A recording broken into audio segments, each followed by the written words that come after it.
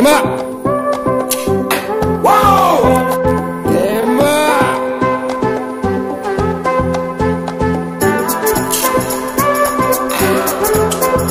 Stop, jangan bergerak. Kalian bisa lihat tembakannya langsung ditembak oleh penembak Myanmar. Bisa ya. Oke.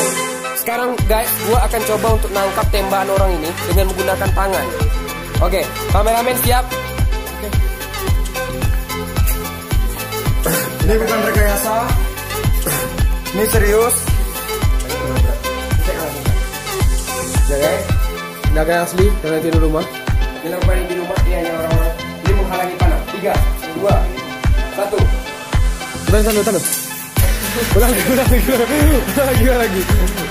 Nyata pemirsa. Ulang lagi. Panahnya terlalu jauh. Ulang lagi. Kenapa ulang lagi?